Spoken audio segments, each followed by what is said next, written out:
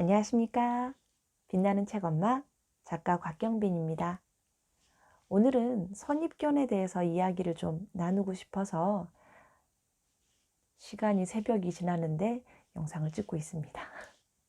그리고 선입견에 대해서 어떻게 이겨낼 수 있는지 그것 또한 오늘 이야기를 좀 같이 제 사례를 들어서 말씀을 드리려고 영상을 찍고 있네요.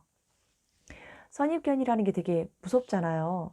잘못되면 한 사람에 대한 잘못된 선입견이 몇 년이 갈 수도 있고 몇십 년이 갈 수도 있고 그 사람이 죽을 때까지 그 선입견을 저에게 남기고 갈 수도 있습니다. 근데 선입견이라는 게 보통 누군가 이렇게 딱 대면했을 때 3초, 5초 사이에 그 사람의 첫인상만 보고도 그런 선입견이 생길 수도 있습니다. 아주 무서운 거죠. 그래서 우리가 면접을 보거나 뭐 직장, 대학, 다양한 사람을 접하는 일에서 이 첫인상을 좋게 잘 남기기 위해서 노력을 많이 하죠. 연구도 하고 공부도 하고 연습도 하고 있습니다. 이 무서운 선입견에 대해서 이야기를 해보죠. 제 사례라고 말씀을 드렸죠. 제가 어떻게 결혼을 부산 남자랑 하게 돼서 저의 시댁이 부산입니다. 부산이라는 경상도에 가보시면 같은 경상권에 사시는 분들은 그런 생각이 안 들겠지만 제 입장에서는 되게 무서웠어요. 말투도 무섭고요. 못 알아들어서 무서웠던 것 같아요. 그분들이 하시는 이야기를. 그분들이 하시는 말을 모르니까 그분들이 언성을 높여서 하는 이야기는 다 싸우는 것처럼 들리거든요. 옛날에 제가 과거 20몇 살에 고객센터, SK텔레콤 고객센터에 일을 할 때는 부산 센터에 있는 상담원들이 항상 만족도 1위였어요. 언제나 최고의 점수를 받고 되게 애교 섞이고 나긋나긋하고 귀여운 목소리로 정말 응대를 잘한다고 모범 사례로 많이 듣고 배웠는데 막상 제가 부산이라는 곳에 가서 부산 사람들을 만나다 보니까 제가 옛날에 들었던 막 오빠야 하는 그런 귀여운 목소리가 아닌 거예요. 되게 무섭게 싸납게 말씀을 하시더라고요. 그리고 못 알아듣는 이야기. 그러니까 더 주눅이 들었던 것 같기도 해요. 의사소통이 잘 안 됐기 때문에. 왜 한국 사람도 외국에 나가서 영어 못하고 프랑스에 갔는데 불어를 못하거나 일본에 여행을 갔는데 일본어를 못 알아듣는다면 주눅이 드는 거랑 똑같은 것 같아요. 시어머니에 대한 선입견이 제가 잡혔다고 말씀을 드렸잖아요. 그러다 보니까 저희 시어머니하고 저하고 부딪히는 면이 생기는 거예요. 제가 잘 다가가서 마음은 그랬어요. 친정 딸처럼. 저희 시어머니는 딸이 없거든요. 남편 그리고 아들 2명. 그중에 둘째 아들이 저희 신랑이니까 시어머니한테는 딸이 없었기 때문에 평생에 딸이 없었기 때문에 내가 막내 며느리로서 저희 친정 엄마 모시듯이 시어머니한테 애교 부리고 잘 노력을 하다 보면 내 마음을 알아주지 않을까 하면서 노력을 해봤는데 시어머니는 딱 선을 긋는 타입이더라고요. 명절에 가서 어깨 마사지도 해드리고 막 발 마사지도 손으로 두드려 드리면서 아우 간지럽다 하지 마라 막 이런 식으로 말씀하시면 아니에요, 제가 심심해서 팔 운동하는 것처럼 좀 살 빼는 겸사겸사 어머니 두드려 드리는 거예요. 괜찮아요, 하지 마세요. 가만히 계세요 하면서 노력을 했죠. 그러면서 네 팔 아프다 하지 마라 막 이런 것도 제가 억지로 막 계속 하는 거예요. 그래서 제가 어머니한테 딸처럼 정말 잘할게요 어머니 노력하겠습니다 했더니 딱 그러시더라고요. 야, 네가 어떻게 딸이야? 딸은 딸이고 며느리는 며느리지. 그렇게 너무 그어버리시니까 저도 시어머니한테 이렇게 선입견이 생긴 그 와중에 그런 멘트까지 자꾸 저한테 와서 꽂히는 거예요. 속상하겠죠? 힘들었겠죠? 남편한테 난 이렇게 노력을 하는데 어머니가 왜 그렇게 받아들이시지? 난 그런 사람 아닌데 하면 통하겠나고요. 남편은 남편 나름대로 우리 엄마 그런 사람 아니야. 아들을 대하는 엄마랑 며느리를 대하는 엄마랑 달라요. 완전히 달라요.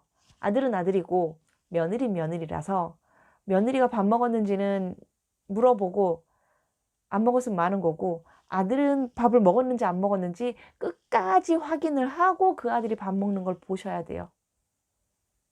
그러면 좀 이해가 되실까요? 유튜브니까 제가 우리 시어머니 아직 계신데 어떻게 이걸 일일이 다 말씀드릴 수는 없고, 아들을 너무나 지극히 사랑하는 저희 시어머니였던 거예요. 거기에 딸이 없기 때문에 며느리의 마음을 모르세요. 본인도 며느리지만 어머니도 며느리라서 힘들으셨겠다. 그러면 어머니가 힘드셨던 걸 저한테는 좀 내려놓으세요. 제가 더 잘할게요, 딸처럼. 안 된다고 하십니다. 속상하지만 안 된다고 하십니다. 그렇게 저희 시어머니도 저에 대한 선입견이 있으셨겠고, 저 또한 저희 시어머니에 대한 선입견이 생기니까 다가가기가 힘들어요. 서로가 서로한테 가까이 하려고 하지 않는 것 같은, 곁을 주시지 않는, 그러니까 저도 노력이 점점 줄어드는 것 같더라고요. 사람들한테 하소연하게 되고, 내가 이렇게 노력하고 난 이러려고 하는데 시어머니가 반응이 이래. 시어머니는 요렇게 밖에 안 하셔. 내가 어떻게 무슨 노력을 어떻게 더 해야 되는 거지? 안 보고 살 수는 없잖아. 정말 심하게 싸울 때는 보지 말자, 가지 말자, 명절이고 뭐고 그냥 너랑 나랑만 단둘이 잘 살자, 이렇게도 말하더라고요. 거기에 대놓고 제가 또 뭐라 할 말이 없더라고요. 내가 아들을 지극히 사랑하는 엄마랑 당신이랑 갈라놓을 수 없어. 내가 참아볼게. 내가 조금 더 노력해 볼게. 이러면서 시간이 또 몇 년 지나게 됩니다. 저도 이제 결혼을 해서 아이를 낳고 아이를 키우고 또 시부모님이랑 자주는 아니었지만 가끔 이렇게 왕래를 하면서 선입견 안에 들어있는 시어머니한테 점점 멀어지고 있는 것 같았어요. 그러던 와중에 이제 시어머니가 시아버지 간병을 하시게 되면서 힘든 모습을 보게 되는 거죠. 제가 처음에 봤던 저희 시어머니는 되게 강하고 집안에 있는 남자 셋을, 남편과 아들 둘을 전부 다 어머니 뜻대로 휘두르는, 어머니 원하는 대로만 하시던 그런 여장부라고 생각을 했었는데, 남편의 간병을 하면서 아버님이 돌아가시고 어머님이 혼자 남고 또 의지할 곳 없이 혼자 부산에 계시는 걸 보면서 자꾸 마음이 쓰이는 거예요. 그러면서 제가 어머니 입장이 되려고 많이 노력을 했어요. 그래, 어머니도 열심히 사시려고 노력을 하셨던 거지. 그러다 보니 다른 데를 볼 마음의 여지가 없으셨겠지. 그리고 아들 둘 건사해야 되고 남편 케어해야 되고 또 그러면서 자기 돈 벌면서 집안일 하면서 열심히 강하게 살 수밖에 없었나 보다 하면서 어머니 쪽으로 제가 마음을 많이 보태려고 노력을 했습니다. 역지사지라고 하죠. 내가 엄마 입장이었다면, 내가 그 어머니 자리에 있었더라면 나는 어머니처럼 이렇게 잘 살지 못했을 것 같은데. 정말 대단하신 분이다. 첫 번째는 어머니 입장이 되려고 역지사지의 마음을 가지니까 어머니가 조금 이해가 되기 시작했고요. 어머니를 조금 이해하다 보니까 어머니가 존경스러워지더라고요. 2단계까지 오면 이제 게임이 끝나요. 어머님은 저한테 아직까지 어느 정도의 거리감이 있는지 모르겠는데 저는 어머니에 대한 선입견을 많이 깨트릴 수 있었고 그 선입견이 사라졌어요. 그리고 계속해서 내가 나를 세뇌하고 있어요. 힘드실 거야. 지금 외로우실 거야. 아들이 보고 싶을 거야. 저렇게 아들밖에 모르시던 어머니인데 손자도 필요 없고 손녀도 필요 없고 며느리도 필요 없고 아들밖에 모르는 우리 어머니가 혼자서 외롭게 저러고 계시면은 힘드시겠지. 어머니 마음이 그렇겠지. 내가 전화 드리는 게 반갑지 않더라도 꼬박꼬박 의무적으로 내가 먼저 전화를 드려야지. 그리고 남편 당신 좋아하잖아. 엄마가 남편 너무 좋아하잖아. 아들 너무 좋아하잖아. 그러니까 나 대신에 남편 전화 좀 자주 해. 어머니한테 영상통화도 한번 하고. 이런 이야기를 남편한테 하게 돼요. 남편도 변해요. 그렇게 하니까. 내가 시어머니에 대한 선입견을 깨고요. 시어머니 입장이 돼서 여자로서 힘들었겠다 공감하려고 노력을 하고요. 그러면서 내가 내 남편한테 이런 노력이 보이게 되는 거예요.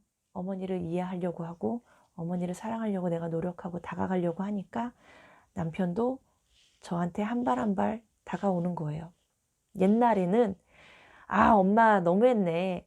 그런데 내가 아들이니까 엄마한테 엄마가 잘못했어. 엄마가 너무해서라는 말을 못하겠어. 그러니까 그냥 엄마를 안 보자. 그냥 우리 단둘이만 여기서 잘 먹고 잘 살자. 엄마는 엄마대로 살게. 이런 못된 말을 했던 아들인데 변하더라고요. 그래서 말씀드리고 싶은 거는 잘못된 선입견 안에 잘 됐는지 잘못됐는지 선입견이라는 것 자체는 저는 몰라요. 선입견이 잡혔는지도 몰랐고요. 분명히 그럴 거예요. 제가 우리 아이한테 가진 거랑 똑같은 거예요. 내 아이는 내 딸이고 내 자식이니까 내가 생각하는 게 맞을 거야. 이 아이는 이런 타입이겠지. A 타입이겠지. 내가 A하게 키웠잖아. 근데 막상 현실이 됐을 때는 아닌 경우가 생겨요. 아닌 경우가 생겨서 깜짝 놀라는 거예요. 아, 나는 분명히 이렇게 키웠는데 얘는 왜 이렇게 가고 있는 거지? B타입으로 가는 거지? 내가 얘를 어린이집, 유치원, 초등학교 다 A스럽게 바르고 반듯하게 예의 바르게 거짓말 못하게 모든 엄마들이 바라는 이상형대로 아이를 키워왔겠죠. 올바르게 잘 자라라고. 그런데 반대의 사례가 생기는 거예요. 어떤 날은 거짓말을 하기도 하고요. 어떤 날은 다른 친구를 때리고 오기도 하고요. 못된 짓을 하기도 하고요. 오, 그런 일을 겪게 되면요. 그러니까 내가 의도했던 내 아이의 모습에 반대되는 상황을 내가 겪을 때 이걸 어떻게 케어를 해야 될지 정말 순간 막막해지거든요. 저는 그렇더라고요. 이렇게 키우지 않았는데 얘가 왜 이러지?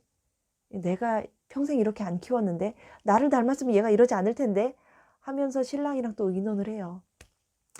나는 아이를 이렇게 키워왔고 아이가 이렇게 잘 자랐다고 생각을 했는데 현실이 그렇지 않더라 하는 부분에서 남편이 아이의 편을 들더라고요. 와이프가 보고 싶은 대로 와이프가 원하는 방향대로 네가 그 아내만 아이를 맞추려고 하지 마. 이 아이는 너만의 아이가 아니야. 제 아이기도 하지만 남편의 아이기도 한 거예요. 나를 100% 닮았다고 생각할 수가 없는 거예요. 내가 원하는 대로 키웠다고 이 아이가 내가 생각했던 틀 안에 똑같이 들어간 아이가 아닌 거예요. 내가 모르던 남편의 성향을 이 아이가 어느 날 불쑥불쑥 꺼낼 때가 있어요. 그걸 참 힘들었었는데 말씀드렸죠. 역지사지. 상대방의 입장에서 이해를 하고 공감을 하려고 노력을 또다시 합니다. 제가 시어머니 사례에서 겪었던 똑같은 일을 제 아이한테 또 하는 거예요. 그래, 아이의 입장에서 학교에서 일했으니까, 친구랑 일했으니까 그럴 수 있지. 그때는 그렇게 말할 수 있겠다. 그런 일이 생길 수도 있겠네? 하면서 아이를 이해하려고 노력을 하고요. 아이의 입장에서 생각하려고 노력을 하고요. 그러다 보면 이 아이의 잘못에 대해서 내가 무조건적으로 얘를 야단치거나 윽박지르거나 뭐 되게 크게 느껴지지가 않고요. 지금은 조금 아이도 저한테 맞추려고 노력을 하겠지만은 저 역시 아이에게 맞추려고 노력을 하니까 서로가 이렇게 동글동글동글하게 조금씩 맞아져 가요. 그게 처음에는 막 서로가 뾰족하게 너 왜 이랬어? 너 내가 이러지 말랬잖아. 그러면 아이는 엄마 그게 아닌데 나는 이랬는데 저랬는데 이렇게 서로 부딪히던 면이 이제는 조금씩 동글동글하게 맞아가는 거예요. 그래, 학교에서 그랬었겠구나. 그래, 친구랑 그랬으면 네가 그럴 수도 있지. 야, 그 친구가 그랬으면 요렇게 돌려서 말을 해보지. 이렇게 동글동글하게 맞춰가다 보면요. 아이의 입장도 제가 공감을 하게 되면서 사랑을 표현해 줄 수 있고 그 아이도 엄마가 나를 무조건 혼내키거나 엄마가 나를 미워한다고 생각하지 않고 엄마가 나를 조금 배려해 주네? 아니면 엄마가 나를 좀 더 믿어주네? 하면서 아이도 부모의 응원과 격려와 지지를 받고 있는다는 그런 사랑을 느끼게 됩니다. 이야기가 너무 길게 왔나요? 선입견에 대해서 말씀을 드렸던 거고요. 이 선입견을 깰 수 있는 방법이 상대의 입장에서 생각을 하고 배려를 좀 하게 되면 이 선입견이라는 게 사라진다고 말씀을 드리고 싶은 거예요. 이게 모든 인간관계에도 통하는 말이기도 하지만 제가 드리고 싶은 말은 아이들, 우리 자녀, 내 아이하고의 관계에서도 내가 생각했던 선입견 안에 이 아이를 넣어놓지 말고 아이의 입장에서 그 아이가 왜 그렇게 행동했을까를 생각하고 이야기해 준다면 모든 게 원활하게 큰 사고 없이 좋게 넘어가고 해결이 될 수 있다고 말씀드립니다. 해보세요. 직접 해보세요. 유치원생도 가능하고요. 어린이집에서도 그럴 수 있어요. 어린이집, 유치원, 초등학교, 중학교, 고등학교, 대학교 모든 관계에서 아이와 이야기를 나눌 수 있는 그 대화가 될 때라면 이게 먹힌다는 거예요. 방법이 통하거든요. 아이에 대한 선입견, 그 아이도 저한테 그런 게 생길 수 있죠. 그런데 내가 먼저 그런 공감하는 모습과 배려하는 모습, 아이의 입장에서 생각하는 모습을 보여주면 그 아이도 저를 보고 자라고 그 아이도 제가 하는 행동을 보고 따라하게 돼 있습니다. 여러분, 우리 아이에게 내가 생각했던 선입견을 내가 생각했던 그 틀을 강요하지 말아주세요. 그리고 아이가 무언가 어떤 일이 생겼을 때는 아이의 입장에서 생각하고 아이의 눈높이에 맞춰서 생각을 하고 배려해 주다 보면 아주 서로 간의 사랑도 돈독해지고 원활해지고 가족의 행복을 되찾을 수 있게 됩니다. 오늘 제가 드렸던 이야기가 여러분들께 좀 도움이 되었다면 구독, 좋아요 버튼 꼭 눌러주시고요. 다음에 또 더 좋은 이야기를 가지고 여러분들께 찾아오도록 하겠습니다. 지금까지 빛나는 책엄마 작가 곽경빈이었습니다. 감사합니다.